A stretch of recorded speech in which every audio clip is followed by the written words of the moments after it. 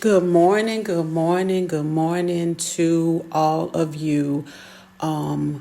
Beautiful faces associated with the Impact Agency and the community at large, parents, young people. I am here to talk to you about some things that are going on in our world right now. And so I will start by introducing myself. My name is Dr. Pearl Nelson. I am the Director of Resolutions Counseling Services. I am here on behalf of the Impact Agency to offer you some tools that you can use to manage what you might be feeling as we kind of waver through this thing called coronavirus. So, what we know is that the outcomes, the duration of this pandemic, it's uncertain. And with the uncertainty that comes with it, there are a lot of feelings that a lot of us are feeling. Anxiety, doubt, fear, uncertainty. And what I want to offer you today is some tools that you can use to manage what you're feeling. So I want to talk a little bit about anxiety and what it is. Anxiety is an emotion that elicits feelings of fear, of doubt, of uncertainty, of feeling out of control. Anxiety feels like that scary movie you've seen when the bad guy, the monster, is lurking and the victim, she's hiding, or he's hiding in the closet, and the music crescendos, and it's like there's dread and doom lurking, and you know it's coming, and all of a sudden the bad guy walks out of the room and nothing happens. Anxiety feels like the feeling of being in that closet trapped, and you think that something really bad is going to happen, and your heart is racing, you're sweating, and you think that something bad is going to happen, and it doesn't. That's what anxiety is. And so it manifests, it shows itself in a lot of different ways. And so what you may feel is upset stomach, where you feel like nauseated, you may feel constipated, you may actually have diarrhea, headaches, tension in your shoulders and your neck. You could feel that, really agitated. Sometimes anxiety makes you feel like you want to withdraw and go away from people. It presents itself in a lot of different ways. And what we want to do is learn how to manage it, learn how to cope with it so that you can get through tough times. When you start to feel anxiety, it's important for you to understand what to do. Number one, know this, that what you're feeling is real. The reasons why you feel it may not be based in a whole lot of reality, but the panic, the dread, the doom, the shaking, the nausea, the headache, all of that stuff, those are real feelings that people may feel when they feel anxiety. Acknowledge that. Don't hide from it. There's no guilt. There's no shame into feeling anxiety or feeling fear or feeling afraid. There's no shame in that. So let yourself feel it. And then once you acknowledge that you feel that anxiety, you feel that dread, then we have to figure out, okay, what do I do with it? And so start to ask yourself, what do I fear? What am I afraid of? What worries me in this moment? What do I think is going to happen? And you have to tell yourself the truth about it. So the mind will trick you into believing, oh, the monster's here, it's going to get me. But the truth is, it's probably just the dog. And so you want to understand, why am I feeling this anxiety? And once you recognize that you are feeling that anxiety, you acknowledge that you're feeling it, then we start to manage it. Certain things that you can do to manage it. You want to learn how to breathe. I know you've probably heard counselors, leaders, different people in your life say, oh, calm down and breathe. I'm going to tell you not to calm down, but I am going to tell you to breathe, and here's why. Breathing slows your heart rate. It also lowers your blood pressure. And so if you're breathing, then you get the ability to think back. Anxiety it's like a drug in a sense that it alters your ability to think straight. So if you can slow your heart rate and your blood pressure, your ability to think comes back. So I want you to just breathe. Take in as much air as you can through your nose. blow it out your mouth. And you do that until you feel your heart rate start to slow down. Once you feel your heart rate start to slow down, then we can think about it. And so there are things that you can do to manage it. Here are some things that I suggest that we do to manage this time. You can meditate.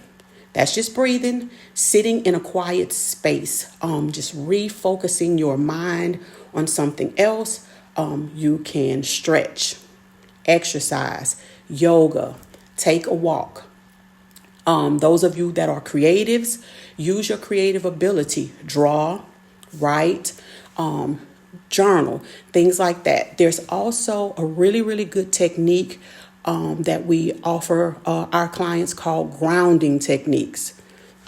And what you want to do when you are grounding, you are going to redirect your senses. So you would say, I'm feeling anxious. Oh my gosh, I'm panicking. Think of 5 things that you can actually see. Name 5 things. I see a chair. I see a blue curtain behind me. I see a flower. I see a vase. 5 things that you can actually see. Then you want to think about 4 things that you can hear. I hear raindrops falling on the ceiling. I hear cars. I hear silence. 4 things that you can actually hear. And then you want 3 things that you can smell, 2 things that you can touch, and 1 thing that you can taste. So I want you to be using your 5 senses to identify things that are going on around you. Identify with your senses. Grounding helps redirect your thinking, and so that you're not so focused on the thing that makes you fearful or afraid or uncertain or doubtful. You're focusing on what's actually in front of you. Remember, with anxiety, it is fear-based and it's control-based. And so if you feel fearful or if you feel out of control, more times than not, you'll feel a sense of anxiety. So when we think about the coronavirus, when we think about the quarantine, and we think about the spread of this disease, a lot of us, adults included, are feeling great senses of dread, doom, anxiety. We're feeling uncertain about our jobs, about our finances, about how we're going to feed our families, about how we're going to get to and from. There are a lot of things that the adults as well are feeling. And so we want you to understand that this is new for us as well. And we are managing day to day, just like you all are doing. Our job as the adults is to make sure that we are getting good information so that we can apply good information to you all. Your job also is to get good information. Be careful who you're listening to, what information you are receiving, because a lot of it is anxiety inducing. A lot of it is false. A lot of it is mythical in the sense that it's not even true. So pay attention to the sources that you're getting your information from. Make sure that it's reputable. And if it's not, I would say don't listen to it. So you think about what anxiety is, how it works, how yours manifests. What does your anxiety look like? Does it look like upset stomach?